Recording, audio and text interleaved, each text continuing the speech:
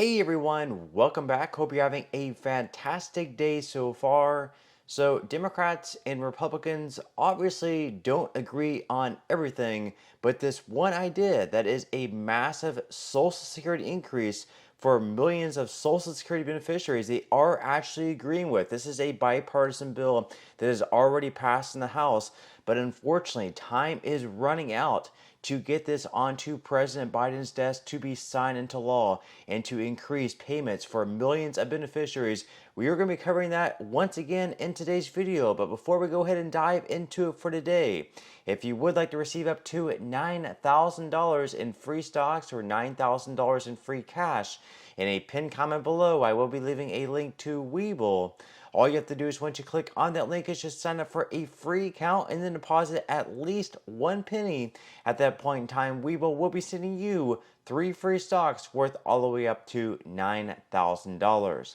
Okay, so diving right into it for today. Once again, Democrats and Republicans don't always agree with everything. They have different set ideas, and it's hard for them to come together and actually agree on a bill and pass something. But this one actually has a lot of bipartisan support.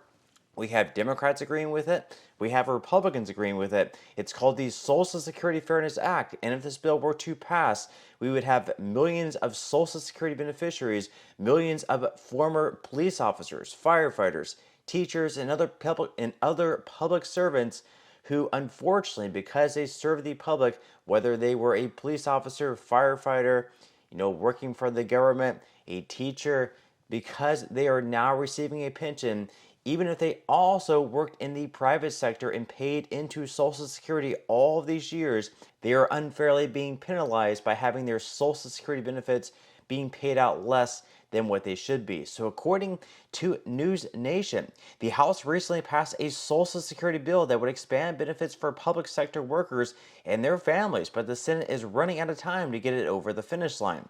The Social Security Fairness Act, which won bipartisan support, would revoke 2 federal policies that limit retirement payments for certain retirees who also receive government pensions. If passed, the change would impact nearly 2.5 million retirees, increasing Social Security payments for many, including firefighters, police officers, and teachers. Now, what exactly happens next? Well, the bill does have 63 co-sponsors in the Senate, which is important because 60 votes are needed to pass most legislation in the chamber.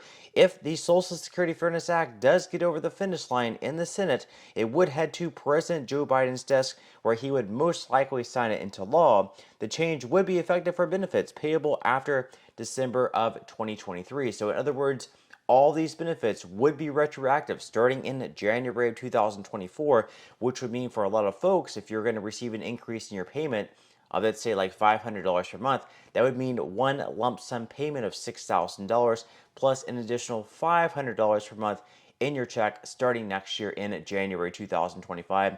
This would be extremely, extremely important for a lot of people.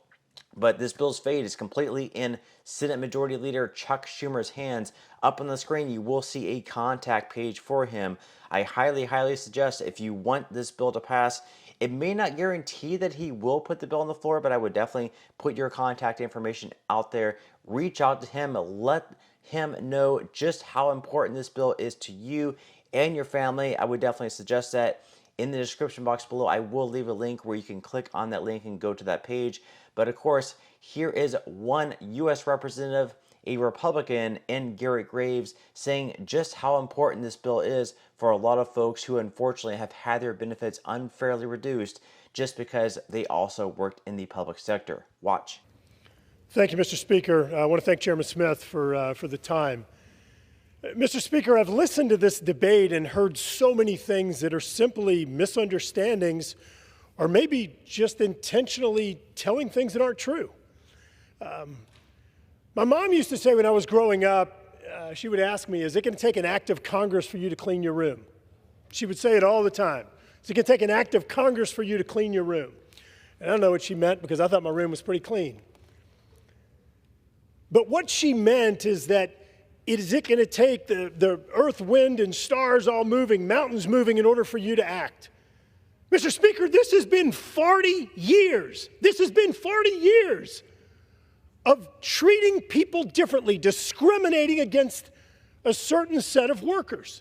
These are police officers, these are teachers, these are firefighters and other public servants. Mr. Speaker, I worked side by side with these folks. They're not people that are overpaid. They're not people that are underworked. Police officers, think about the crime issue, the defund police issue, the safety of our communities. They are integral to our state. They're integral to our nation. We need to treat them fairly, respectfully, and that means by not treating them differently, discriminating against them and their benefits. Teachers, they're the ones who train the next generation. Firefighters, who are you going to call when your house is on fire? And these are the very people whose benefits we're cutting. Mr. Speaker, I've heard people sit here and say the solvency of the Social Security Trust Fund is going to move forward 6 months with this bill. Mr. Speaker, the solvency has been delayed years because you've stolen from these people. Do you not understand math? This number right here, the Congressional Budget Office, $195 billion, you know what that number is? That's the number that you're going to be stealing from these same public servants over the next 10 years if you don't fix this.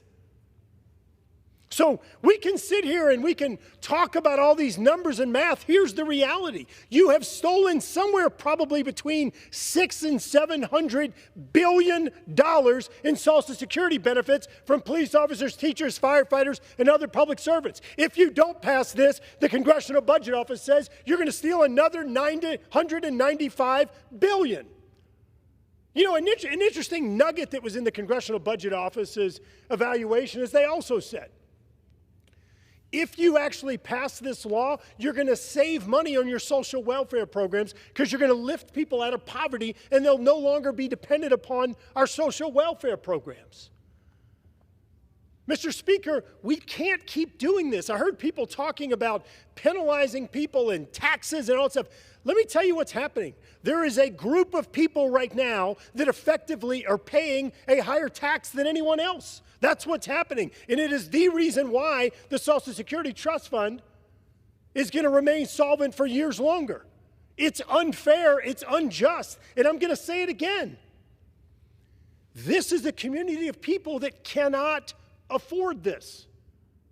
This is a community of people that are some of the hardest working folks in our community, and they have been stolen from for 40 years. Very simply, Mr. Speaker.